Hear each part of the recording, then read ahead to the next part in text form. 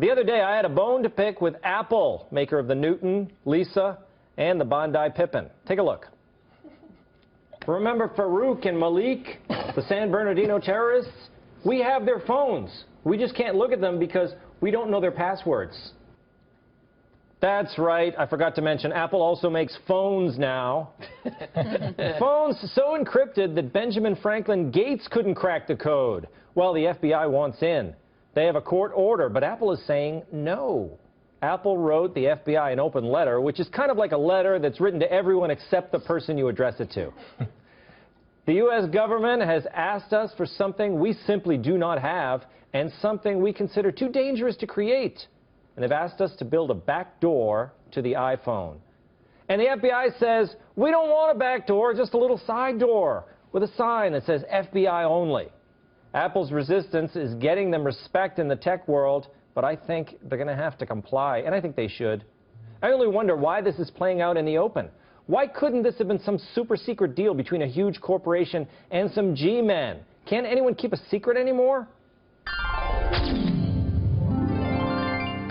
Fela, who's going to win this showdown? Apple or the Gov? The government better win the showdown. And I really don't appreciate Apple's position on this. They're being, you know, the fat kid who brings the ball to the schoolyard? And he's like, my ball, my rules. That's what they're kind of trying to do.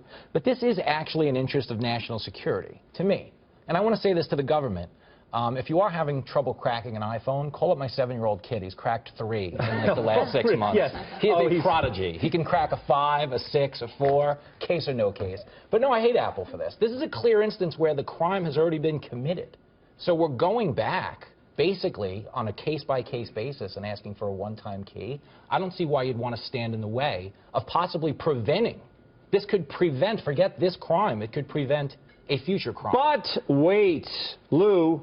Apple's getting a lot of credit online. Everyone in my social media feed, congratulations to Apple. Even National Review said, good for Apple. Whoa, National Review. National Review! Well, I think Tim Cook is in big trouble because he doesn't have as many F-16s as does Barack Obama. And the fact is that, you know, the national security deal turns out to be a thing about power. And I was trying to figure out who Tim Cook is worrying about. What audience is he playing to? Because he's got 700,000 employees in China and, you know, tens of thousands here. I think he's looking to the wrong government for some help here.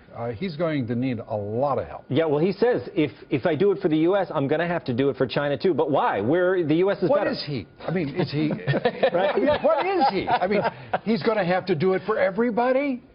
I mean, he needs to think this through, and I would think he's equipped to do so. I think he's ready, Giannis, to eventually give in, as Apple will do, because they want to help them, you know. But I think that they are looking now to the kind of the libertarian world. A lot of the people in the tech world are saying good for Apple for putting up a fight, and that's all they want to do is show that they're fighting. Is that right, you think? I think so, yeah. And, yeah, they should definitely open it up for the government. The guys whose phone that they're trying to get in, who wouldn't even care. He's in paradise with 72 versions. And hanging out. Yeah, he would help. He would give you the code if he could.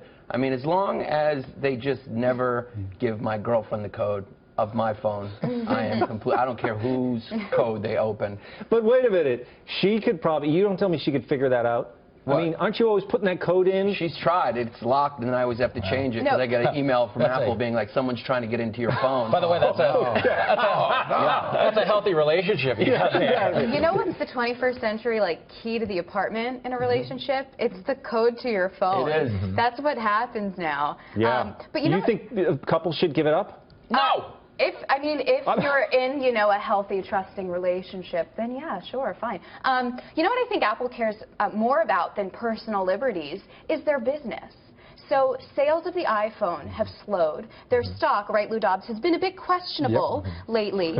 So what better way to get future investors and consumers to purchase the product than to say, we have the safest phone. Yes. Not even the FBI will get into your private matters.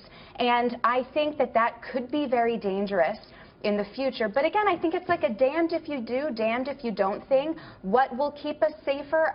I don't know. What's the better option? I'm not sure. But you have to remember that they're a business who wants to make money. They're looking out for themselves first. And they're pretending they can't do it. They said, we can't, we don't have this. Yeah. But obviously they can. It's just a thing to override the number of times you can put it in before it shuts it down, right?